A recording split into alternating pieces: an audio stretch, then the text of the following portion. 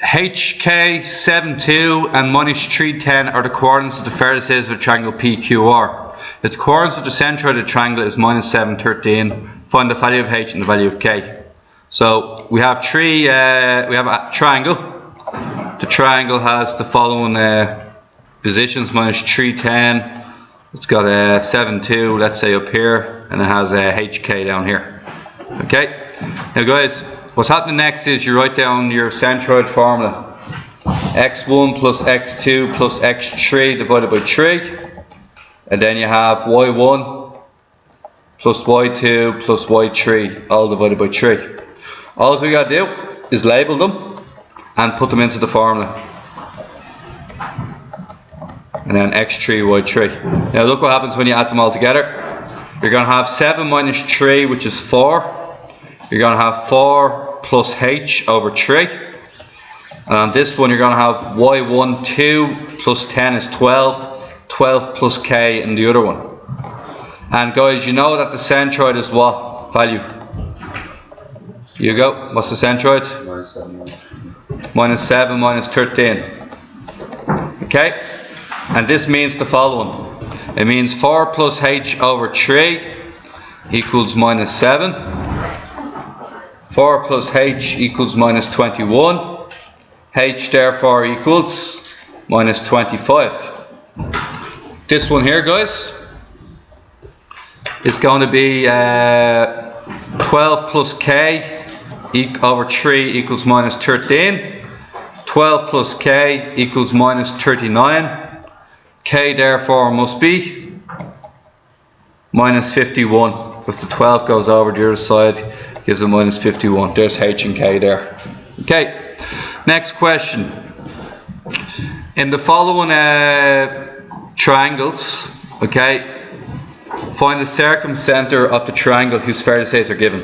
I'm going to label this A, B, and C. C is located to the right.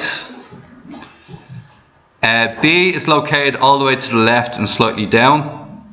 And then A is somewhere around here, further up. Now guys, here's our triangle. Okay? So this is our triangle here. And what we're expecting is, can anybody say roughly where you think it should be? It should be somewhere in between here. So we're going to find out what it is, and then we're going to draw it out. Okay, so what I can do here, will somebody call me out the points for this triangle, please? Okay, number 9, just in a second. You call it out for me now.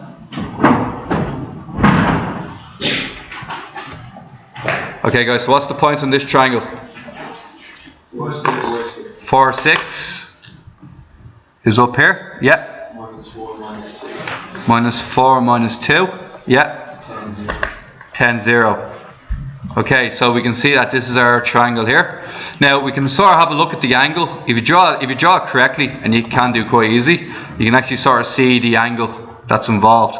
Now guys, if there's an obtuse angle, I'm going to show you something. I'm going to show you a graph in a second. If there's an obtuse angle, the centroid lies outside the circle. Okay, but if there's not an obtuse angle, the centroid has to be in the triangular region. Okay, so is there an obtuse angle?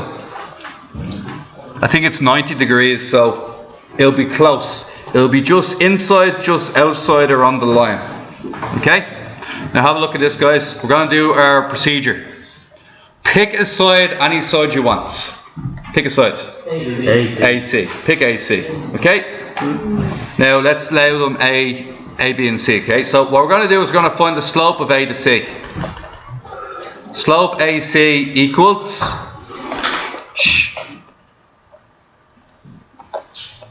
Slope of A to C equals what, guys? 10. Oh, sorry, that's on the bottom. 10 minus 4, and on the top it's 0 minus 6, which is going to give me minus 6 over 6, which is minus 1. What's the perpendicular slope? Perpendicular slope is just 1. turn upside down, change the sign. Find the midpoint of A to C. Sorry guys, midpoint A to C, how'd you do it? What's the formula for midpoints? Add the x values together and divide by 2. Add the y values together and divide by 2. So it's going to be 10 plus 4 divided by 2. 7. The other one is going to be 6 plus 0 divided by 2. 7, 3. Now, let's find the equation of this line. How do you find the equation of the line?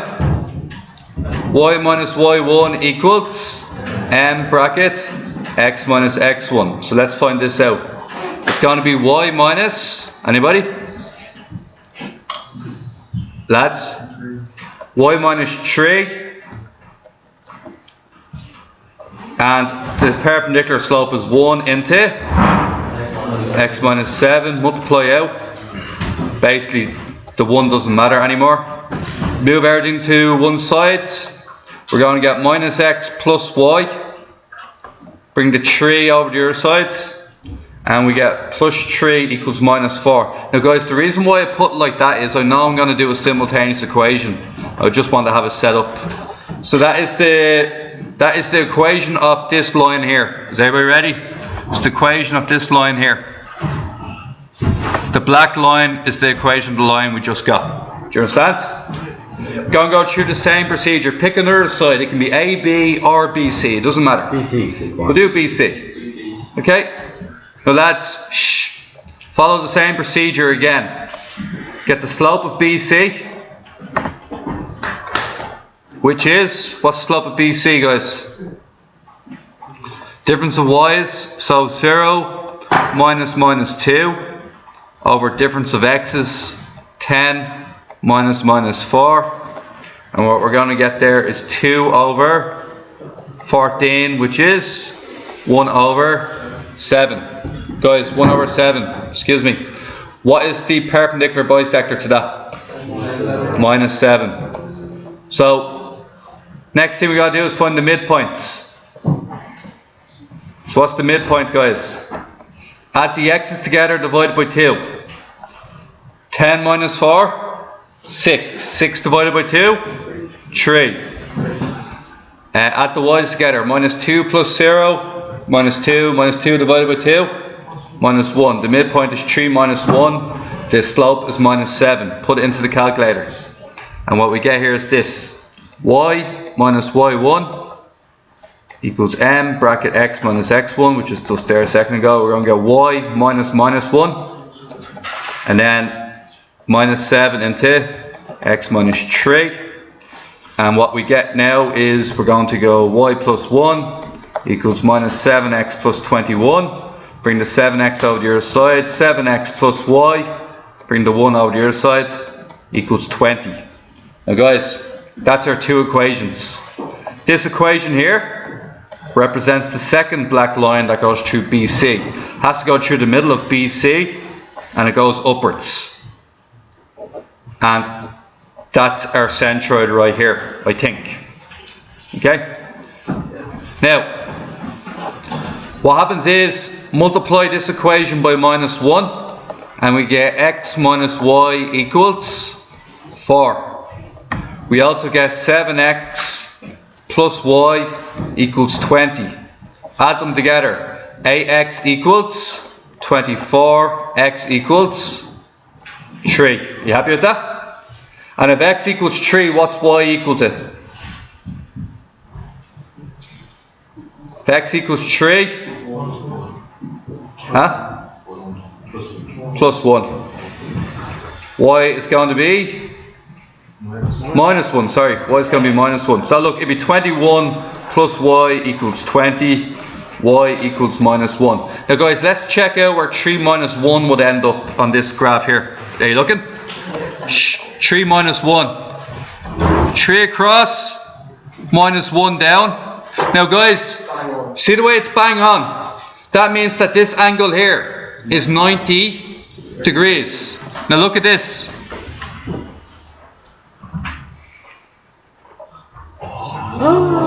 So it's perfect. Okay? Now, one other thing. Guys, the circumcenter is, as you can see here, that's the circumcenter there. And if I was to draw a circle around that, it would go through all 3 points. Now, what you need to know about the circumcenter is, if I was to happen to move 1 point. Now, currently all 3 angles are what? They're acute, aren't they? Yeah. Now, the minute I turn this into 90 degrees, okay, you can see it now. I've now turned it to 90 degrees. When there's a 90 degree angle, this means that the circumcenter lies on the diameter of the circle in question. Also, when I turn it into an obtuse angle, guys, you can see that the circumcenter is on the outside.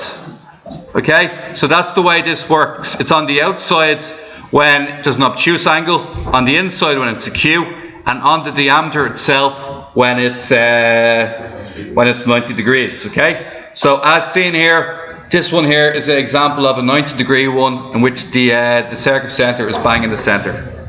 Okay, guys.